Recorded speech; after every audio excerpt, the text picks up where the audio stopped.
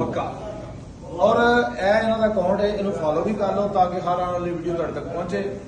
ਅੱਜ ਮੈਂ ਫੋਲੋ ਕਿਉਂ ਕਰਾ ਰਿਹਾ ਇਹਨਾਂ ਨੂੰ, ਮੈਂ ਇਹਨਾਂ ਦਾ ਸਿਸਟਮ ਵੇਖ ਕੇ, ਰੈਸਟੋਰੈਂਟ ਵੇਖ ਕੇ ਬੜਾ ਮੁਤਾਸਰ ਹੋਇਆ। ਪਰ ਇੱਧਰ ਤਰ੍ਹਾਂ ਕੈਮਰਾ ਘੁਮਾਇਆ ਪਰ ਮੈਂ ਘੁਮਾਉਂਦਾ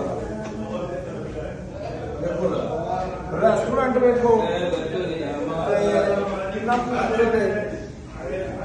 ਤੇ ਜੇ ਇੱਥੇ ਖਾਣਾ ਖਾ ਲਵੋ ਤੇ ਅਕਸ਼ੇ ਭੁੱਲ ਗਿਆ। ਤੇ ਮੈਂ ਅੱਜ ਪੁੱਛਿਆ, ਮੈਂ ਕਿਹਾ ਕੋਈ ਟਿਕਟੋਕ ਤੇ ਅਕਾਊਂਟ ਸ਼ਕਾਊਂਟ ਕੋਈ ਨਹੀਂ ਬਣਾਇਆ? ਕਹਿੰਦੇ ਕੋਈ ਨਹੀਂ। ਆਂਦੇ ਕੋ ਆਪਣੀ ਇੱਕ ਅੱਧੀ ਵੀਡੀਓ ਬਣਾ ਕੇ ਲਾ ਛੜੀ ਦੀ।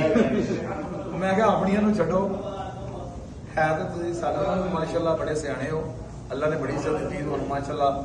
ਜ਼ੈਤੂਨ ਰੈਸਟੋਰੈਂਟ ਦੇ ਓਨਰ ਨੇ, ਮੁਲਤਾਨ ਤਕਰੀਬਨ 3 ਤੋਂ 4 ਏਕੜ ਜਿੱਥੇ ਹੈ ਉਹ ਸ਼ੋਰੂਮ, ਉੱਥੇ ਆਪਣਾ ਰੈਸਟੋਰੈਂਟ ਹੈ। ਔਰ ਸ਼ੋਰੂਮ ਦੇ ਏਡੇ ਏਡੇ ਵੱਡੇ ਵੇਖੇ ਸਨ ਤੇ ਰੈਸਟੋਰੈਂਟ ਨਹੀਂ ਵੇਖੇ ਕਦੇ। ਤੇ ਮਾਸ਼ਾਅੱਲਾ 3 ਤੋਂ 4 ਏਕੜ ਜਗ੍ਹਾ ਦੇ ਵਿੱਚ ਮੁਲਤਾਨ ਰੈਸਟੋਰੈਂਟ ਹੈ। ਉਸ ਤੋਂ ਬਾਅਦ ਇਹਨਾਂ ਦੇ ਇੱਥੇ ਮੱਕਾ ਮੁਕਰਮਾ ਵੀ ਬ੍ਰਾਂਚ, ਹੋਰ ਵੀ ਬ੍ਰਾਂਚਾਂ ਇਹਨਾਂ ਦੀਆਂ ਹੈ ਇੱਥੇ। ਇਸ ਨਾਮ ਤੇ ਬੁਖਾਰੀ, ਜ਼ੈਤੂਨ ਬੁਖਾਰੀ ਦੇ ਨਾਲ ਖਾਣਾ ਬਹੁਤ ਅੱਛਾ ਹੈ, ਲੈਵਲ ਦਾ ਰੈਸਟੋਰੈਂਟ ਹੈ। ਸਿਰਫ ਗੱਲ ਹੈ ਕਿ ਟਿਕਟੋਕ ਤੇ ਫੇਮਸ ਨਹੀਂ ਹੈਗਾ। ਤੇ ਮੈਂ ਇਹਨਾਂ ਨੂੰ ਕਿਹਾ, ਮੈਂ ਕਿਹਾ ਟਿਕਟੋਕ ਤੇ ਫੇਮਸ ਹੋਗਾ, ਜੇ ਫੇਮਸ ਨਾ ਹੋਏ।